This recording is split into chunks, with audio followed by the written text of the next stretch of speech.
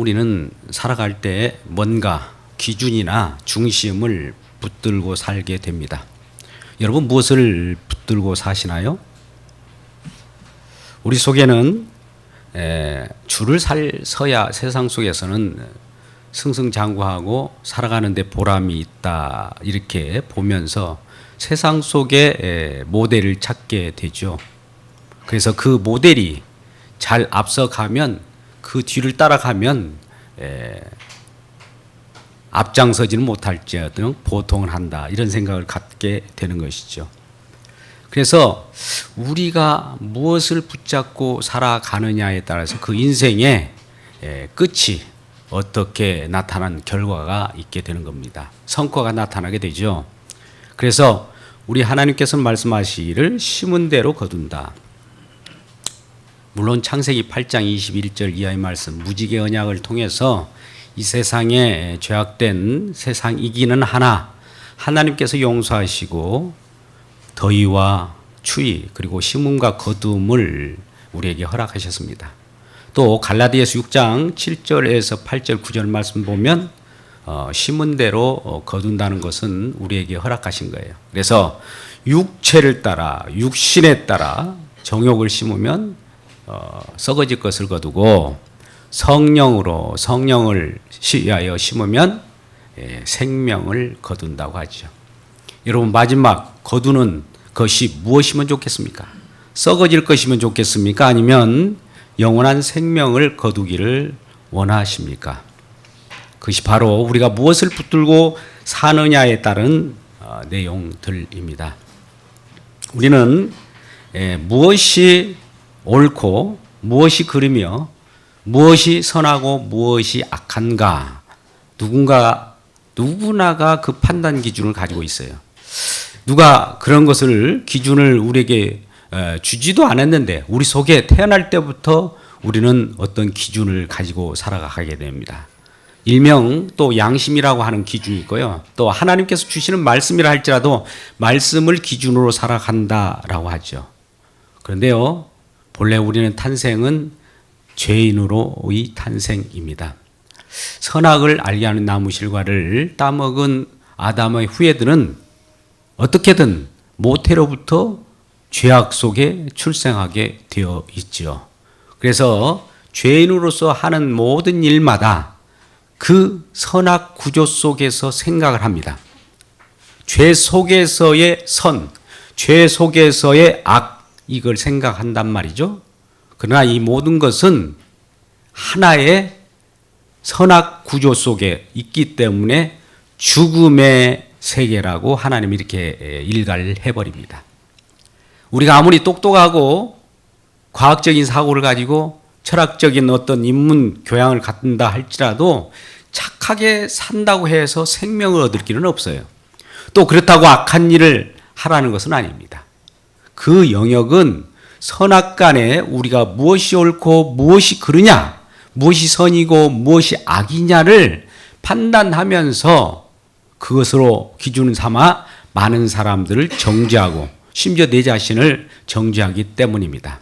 그래서 이러한 구조 속에는 죄인으로 태어난 이상 그 율법, 양심 속에 태어나는 모든 우리의 생존은 생명이 아니고 그 속에서 사망이라고 하는 결과를 가져오게 되는 것이죠. 그래서 우리 모든 인간은 사망의 증상을 보며 살아갑니다. 여러분 한번 주변을 돌아보십시오. 이 모든 것들이 생명의 증상이 아니라 사망의 증상이라는 것이죠. 그새는 구원의 능력이 없어요. 생명이 없습니다. 그래서 하나님께서는 새로운 길을 내시고 이 땅은 아예 우리 하나님께서 이 땅을 새로운 새 창조를 통해서 새 언약을 통해서 생명의 길로 인도하겠다는 약속을 하고 계신 것이죠. 여러분 생명이 없다면 삶의 의미가 있을까요? 근데 우리는 지금 죽어가면서 죽음 속에 살아가면서 즐겁다고 하는 어처구니없는 일을 지금 벌이고 있는 겁니다.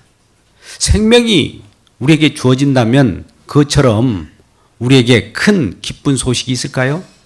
근데 생명을 주어진다고 해도 우리는 이것을 좋아하지 않고 그것보다도 죽을 짓만 하고 죽을 증상들만 바라보며 살아가는 것이 우리의 현실이지 않나 이런 생각을 해봅니다. 신앙생활의 어려움도 그래요. 생명을 얻었다 하나 세상 속에 있는 모든 증상들이 우리들에게 호락호락하지 않고 날마다 격동하고 믿는 사람들을 넘어뜨리게 하고 또 그로 말미암아 서로 상처를 주고받게 되는 것입니다. 그래서 우리 특별히 히브리서 4장 14절 이하의 말씀을 통해서 히브리서 저자는 이렇게 말씀합니다. 그러므로 우리에게 큰 대제사장이 계시니, 누구를 소개하고 있죠? 우리 세상 기대하지 말고 이제 어떤 분을 소개하고 있습니다. 그러므로 우리에게 큰 대제사장도 큰데 큰 대제사장이 계시니 승천하시니 곧 하나님의 아들 예수시라. 그분은 승천하셨대요. 근데 하나님의 아들이래요. 예수시랍니다. 그분이 승천하신 그 하나님 예수를 지금 소개하는 것은 이미 이 땅에 오신 예수 그리스도를 소개하는 것보다도 부활하시고 승천하신 예수 그리스도를 지금 여러분에게 소개하는 것은 곧 오신다는 거예요. 재림하실 예수님이 오신다는 겁니다. 승천했다라고 하는 것은 곧 있으면 이제 심판이다라는 것을 가르쳐 주는 겁니다. 왜요? 이 세상이 오염되었고 부패되었고 많은 사람은 시기, 질투, 분쟁, 원망, 불평으로 인하여 서로를 짓밟고 살아가기 때문에 이 세상엔 기대할 것이 없으니 이제 심판을 감행하면서 그 속에서 구원할 자 구원하시고 새로운 새 땅 하나님 나라에 옮기면서 그들과 영원한 생명으로 살기를 원하고 이 세상은 말 그대로 폐기 처분하겠다는 겁니다. 승천하신 예수님이 이제 하늘로 올라가셨으면 이제 그 속에서 심판의 주님으로 오실 것을 지금 준비하고 계시는 것이죠. 그래서 우리는 이제 기대할 것은 다른 것이 없고 오직 믿는 도리를 굳게 잡을지라. 우리가 무엇을 믿고 살아갑니까? 무엇을 의지하고 살아갑니까? 무엇을 붙잡고 살아가십니까? 그 붙잡는 것을 굳게 할지라. 믿음의 도로 여러분을 붙잡고 살아갈 때 승리할 줄 믿습니다. 할렐루야. 우리의 대제사장이 계시지 할 때 제사장이 뭐 하는 분이에요? 제사 지내는 분이 제사장이죠.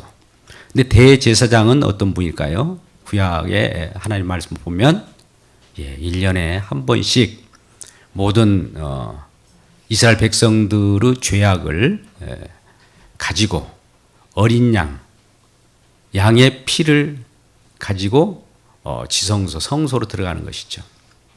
그 속에 법궤라고 하는 그 위에 그 피를 뿌립니다. 피를 뿌림으로써 그 법궤 속에 있는 인간들의 각종 불순종의 증거물 위에 그 피를 뿌림으로 속죄를 하게 하는 겁니다. 죄를 말갛게 씻는 거예요. 오늘 교동문을 보니까 시편 51편 다윗의 시편인데요. 그가 얼마나 고통 속에 있었는지 그 죄를 말갛게 좀 씻어달라고 하는 그런 고백을 보게 되었습니다만 정말 우리 모든 인간들 속에 있는 시기, 질투, 다툼, 분쟁, 또 살인, 악독, 질투 이런 것들을 씻지 않고서는 그것을 가지고 갈 때는 그 끝이 사망이라는 거예요. 그 끝이 지옥이라는 거예요. 그 끝은 활활 타는 심판의 현장이라는 겁니다. 그러니 대제사장은 1년에 한 번씩 7월 10일이라고 하는 속죄일에 성소에 들어가서 지성소에 있는 그 법궤 위에 어린 양의 피를 뿌림으로 우리 모든 이스라엘 백성들에게 죄를 사하는 은혜를 주시는 그 일을 하는 분이 대제사장입니다. 이 대제사장이 오늘 승천하신 예수 그리스도가 우리의 대제사장이 되신다고 지금 기자는 말하고 있는 것이죠. 그래서 이 대제사장은 그럴 뿐만 아니라 15절에 보니까 우리에게 있는 대제사장은 우리의 연약함을 동정한다. 우리의 연약함을 알아요. 인간의 약함. 죄인으로 태어났기 때문에 정말 죄를 극복할 수 있는 힘이 없어요. 스스로 죄를 극복할 수 있었다면 예수께서 이 땅에 오실 필요가 없죠. 우리가 죄를 극복함으로 의인이 되어서 천국으로 가면 될 거 아닙니까? 그래서 우리 인간으로서 모든 인간 중에 의인은 하나도 없기에 의인 되신 그분이 하늘에서 내려오신 거예요. 그분은 하나님이신데요. 완전한 인간으로 이 땅에 오신 거예요. 그래서 의인으로서 모범을 보이고 우리 죄된 저와 여러분의 허물과 죄를 전가받아서 십자가에서 깡그리 이 죄를 소멸하는 일을 하신 겁니다. 이 죄로 인하여 우리가 살아가는 모든 인생은 그 끝이 사망입니다. 그 끝이 죽음이에요. 영원한 죽음이에요. 그러면 우리가 죽음으로부터 다시 생명을 얻는 길은 다시 거듭나는 것인데 믿음으로 거듭나면 이전에 우리 인생 육신으로 한번 태어나는 생은 사라질지언정 새로운 생명이 우리의 몸에 덧입혀져서 영원한 생명을 살게 하신 놀라운 그 사랑의 표현이 성경의 이야기입니다. 이란 이야기, 생명을 얻는 이야기를 듣고 싶지 않으세요? 옆분에게 한번 인사합니다. 생명 얻는 이야기가 재밌겠지 않습니까? 얘기해 봅시다. 생명 얻는 이야기를 듣고 싶지 않으세요? 네, 관심이 없는 것 같아요. 예. 그런데 이 어린 양의 흠없는 피, 흠이 없어야 돼요. 무엇인가 죄를 도움을 주려고 하면 의로운 자가 의롭지 않는 자를 대신해 줘야지 의롭지 않는 자가 의롭지 않는 자를 대신할 수도 없는 거 아니겠습니까? 그래서 어린 양 피라고 하는 생명을 뜻합니다만 생명으로 인하여 우리에게 그 우리의 허물과 죄를 낱낱이 보여주고 또 우리가 죄가 있음을 알아야 그것이 맑게 씻어짐을 알 거 아닙니까? 여러분은 여러분 마음 가운데 여러분 생활 가운데 행동 가운데 죄가 없습니까? 죄를 드러내는 일을 하는 것이 말씀입니다. 오늘 히브리서 4장 14절에서 16절 말씀을 우리 지금 말씀하고 있습니다만 그 앞구절에 보면 하나님의 말씀은 살았고 활력이 있어 좌우에 날선 어떤 검보다도 예리하여 혼과 영감이 관절과 골수를 찔러 쪼개기도 하며 그 다음 13절이 굉장히 중요합니다만 13절을 여러분과 함께 같이 읽겠습니다. 시작. 지으신 것이 하나도 그 앞에 나타나지 않음이 없고 우리의 결산을 받으실 이에 눈앞에 만물이 벌거벗은 것 같이 드러나느니라. 예. 사람의 눈은 속여도 하나님의 눈은 속일 수 없어요. 우리가 갈멜산 꼭대기로 올라간다고 해도 하나님 거기서 우리를 찾아오실 것이고 바다 심연 속 깊이 우리가 숨어 들어간다 할지라도 하나님 그곳까지 찾아오셔서 우리를 찾은 그대로 우리 죄를 드러내게 됩니다. 말씀 속에 하나님을 우리가 대면할 때 우리는 우리 속에 있는 죄악이 다 드러나고 또 보여지게 되고 만물이 벌거벗은 것 같이 드러나게 됨으로써 우리 속에 있는 죄악을 다 하나님이 아셔요. 그 현미경이라고 하는 그 말씀이라고 하는 현미경을 통해서 여러분 마음도 다 봅니다. 여러분의 중심에 무슨 생각을 하고 있는 것도 아셔요. 또 어떻게 될 것까지도 하나님은 다 아셔요. 시작부터 끝까지 하나님은 다 알고 계셔요. 그러나 우리 하나님께서는 긍휼히 분성하고 또 우리의 연약함을 아시기에 우리를 도와주시기로 나셨다는 거예요. 우리를 연약함을 알기에 우리와 함께 우리를 지지하기 위하여 오셨다는 거예요. 이분이 바로 대제사장으로서 우리 연약함을 동정하시는 분이다. 이런 말씀을 하고 있습니다. 그러면 고발당한 우리, 죄가 고발됐잖아요. 말씀이 우리에게 오면 우리는 현미경처럼 내 속에 있는 여러 가지 죄악도 낱낱이 드러날 것이고 내 얼굴, 흠, 티 다 드러나게 됩니다. 그러면 우리는 화들짝 놀라게 되죠. 그러면 이 흠과 티, 죄를 내가 처리할 수 있을까요? 내가 처리할 수 없기 때문에 대제사장 예수 그리스도를 바라보라라고 하는 겁니다. 왜요? 그분은 우리 죄 문제를 처리하기 위하여 옆에 계셔요. 도우시려고 와 계셔요. 이러한 놀라운 우리 주님을 여러분 곁에 모시고 살아가기를 바랍니다. 이분은 뛰어난 분이에요. 어떤 일도 다 감행하실 분이에요. 그분이 오셔서 진정 우리 속에 있는 죄악, 이 죄악이 있음을 또 우리 하나님 말씀으로도 알 수 있지만 주변 많은 사람들 통해서 지뢰밭처럼 깔아놨습니다. 우리가 사랑하는 것이 우연이라는 건 없어요. 우리 주변의 가족, 형제, 또 교회, 사회, 구성원들 모두가 하나님께서 의도적으로 깔아놨다는 사실 아십니까? 나는 저 사람 싫어. 아니에요. 하나님이 깔아놨습니다. 왜요?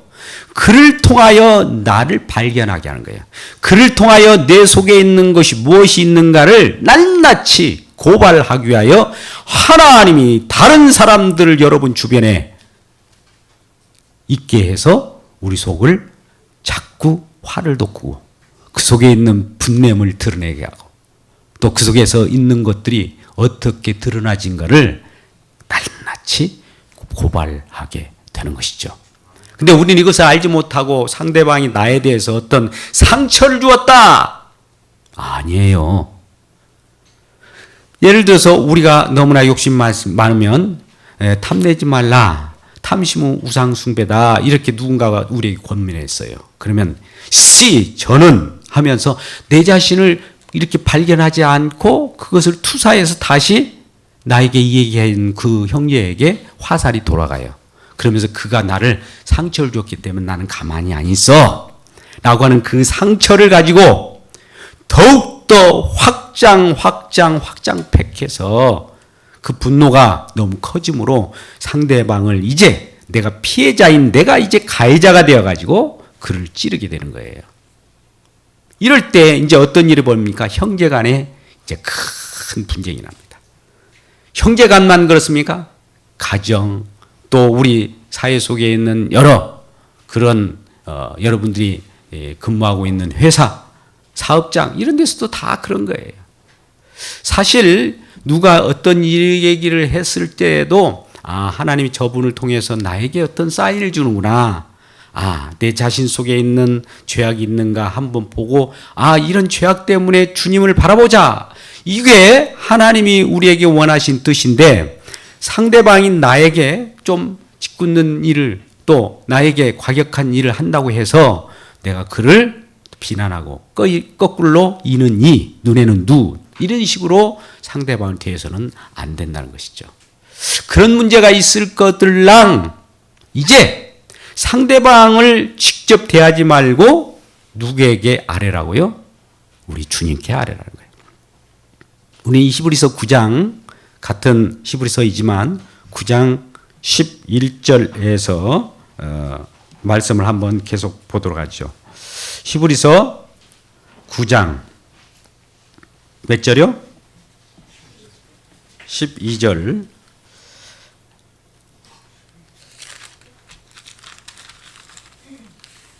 같은 절이니까 한번 11절, 12절을 같이 보겠습니다.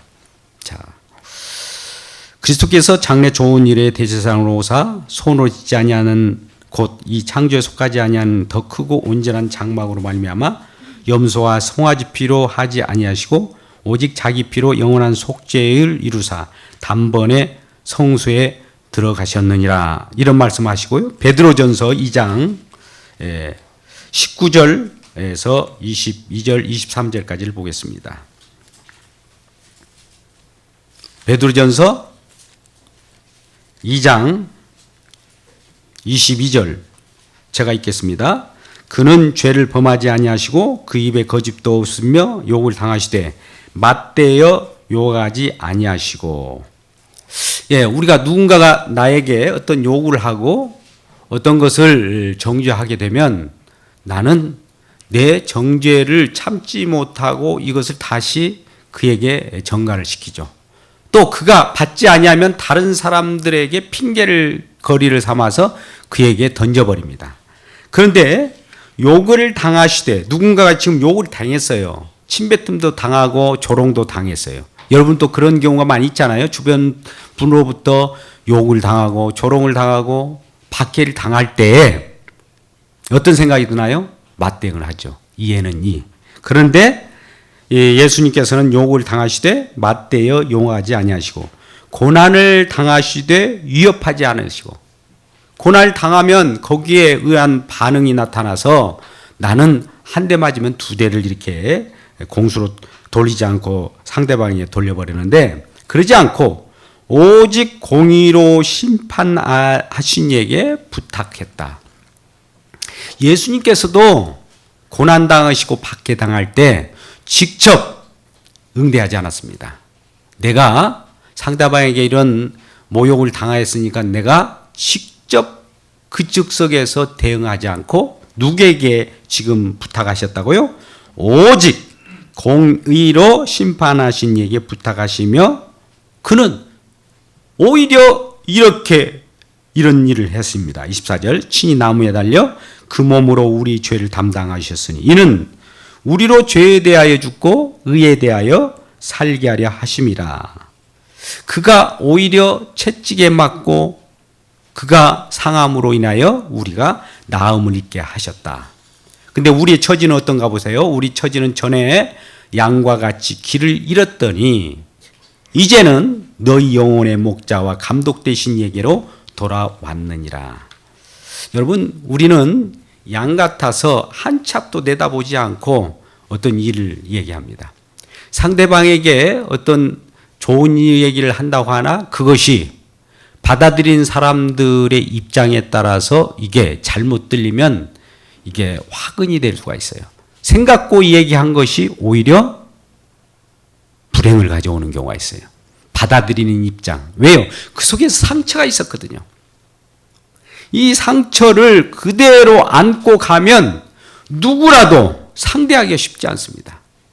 좋은 말을 해줘도 그를 위로하고 지지해도 그때 나를 왜 지지하지? 지지해주면 또 나를 왜 이해하는 거야? 나를 또 이용하려고 하는 거 아니냐? 이런 식으로 극대화되어가지고 그 모든 소모전을 일으켜서 결국 죽음의 길로 가게 되는 거예요. 그러니까 모든 인간들이 서로 죄인 속에서 살아가는 모든 행태는 죄인이 죄인을 도울 수가 없어요. 의인이 오셔서, 죄가 없으신 그분이 오셔서 우리를 대신하셔야 그 쾌유함이 있고 상처가 아뭅니다. 그래서 이러한 상처를 아물게 하신 우리 주님을 바라볼 때 대제사장으로 우리 속죄 제사를 지으시고 모든 허물을 다 탕감시켜 주신 그분을 바라볼 때 우리의 상처가 치유됩니다. 그 외에는 없어요. 우리가 인간 심리학적으로 잠시 잠깐 위로를 받고 거기에 대한 많은 좋은 얘기를 해주지만 그것도 궁극적으로는 해결책이 아닙니다. 오히려 사단 마귀는 이미 해결됐다라고 우리에게 얘기하면서 그 속에 내부에 있는 죄악을 오히려 가려버리는 겁니다. 그래서 우리 속에 있는 죄악을 가림으로 인해서 나중에 어느 때라도 공격해봐라. 또 그때는 나도 속에 있는 것이 언제라도 너희를 찌를 준비가 돼 있다라고 하면서 그것을 이용하게 만들어버린 것이죠. 그래서 마귀는 억울함을 극대화시키고 또 용서를 하지 못하도록 합니다. 근데 그러나 우리 주님께서는 뭐라고 합니까?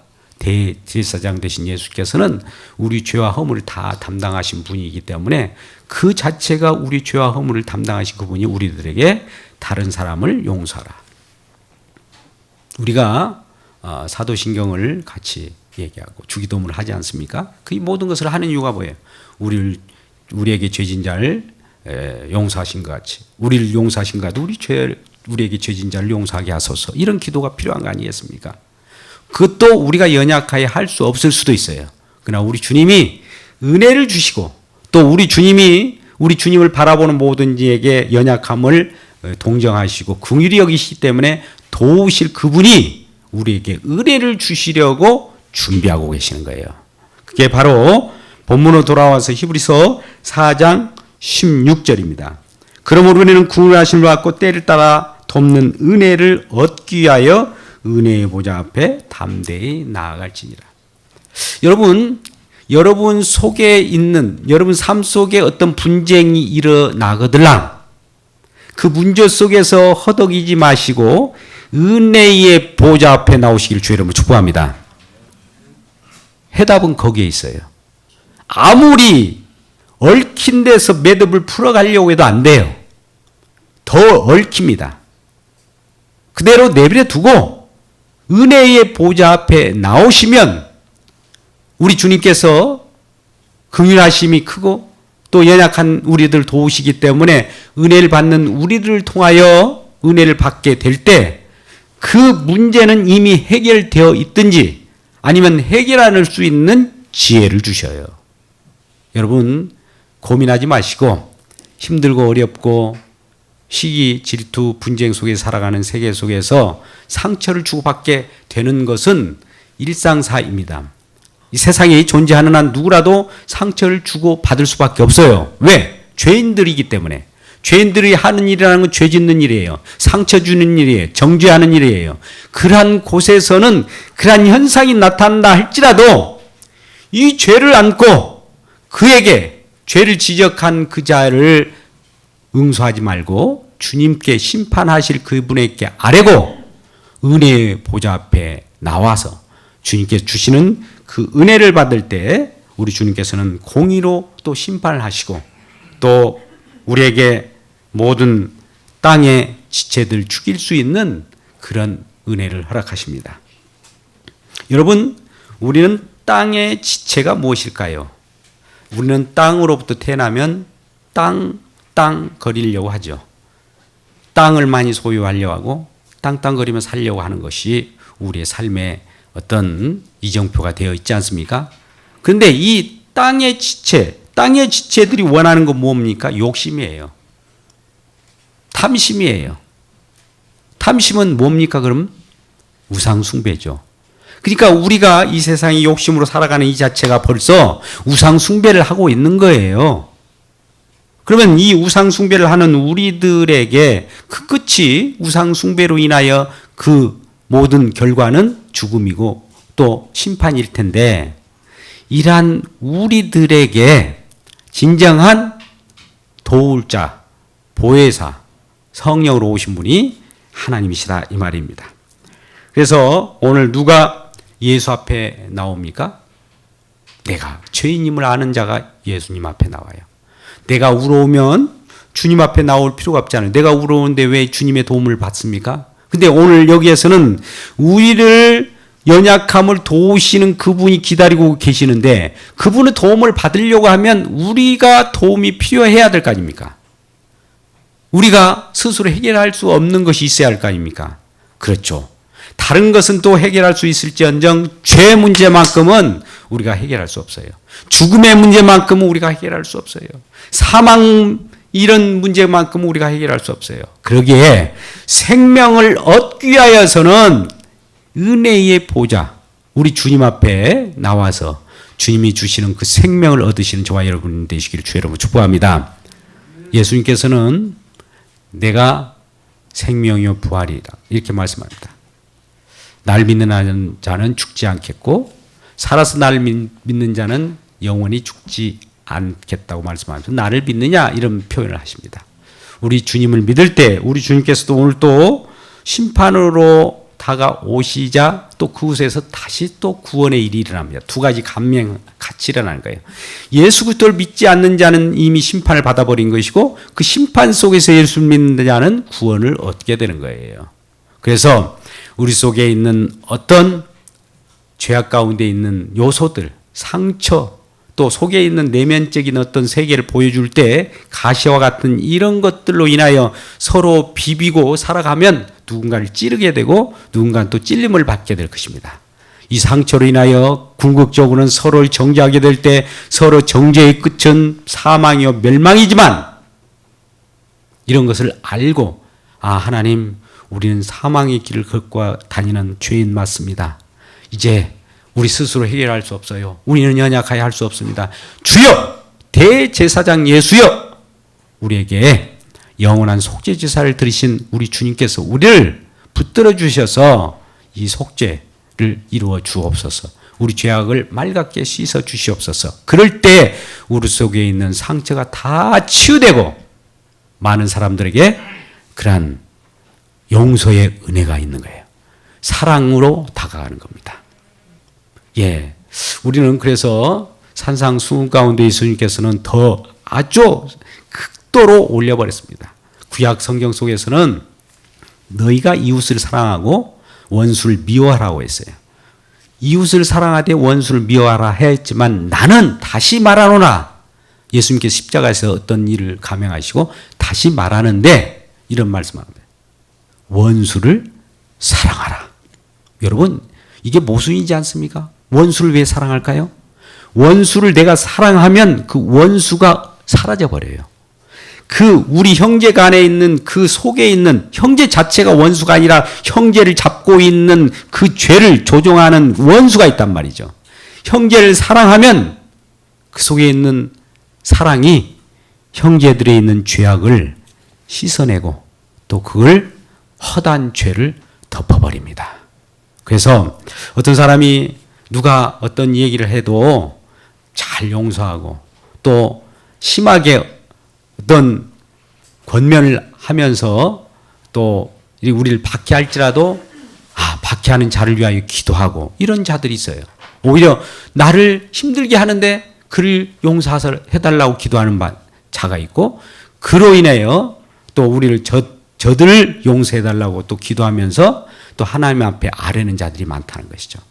서로 차별하지 않고 용서하는 그 마음을 당신은 무슨 일로 그렇게 용서를 하게 되었습니까? 이상합디다 라고 물어보면 여러분 그래요. 나는 은혜의 보좌 앞에 나간 자예요. 나는 하나교회 예배 가운데 나와 자라고. 그러면 여러분들에게 어떤 사람이 그런 걸 경험하고 나서 용서를 많이 하는 분들에 대해서 또 어제 은혜의 보좌 앞에 나갔다 왔군요. 이런 인사를 하게 될 거예요. 시기 질투 다툼 계속하면 은혜의 보좌 앞에 아직 안 나가셨군요. 같이 나갑시다 라고 해서 하나님의 충만한 은혜를 받고 모든 것이 치유되는 저와 여러분 되시기를 주님의 이름으로 축복합니다.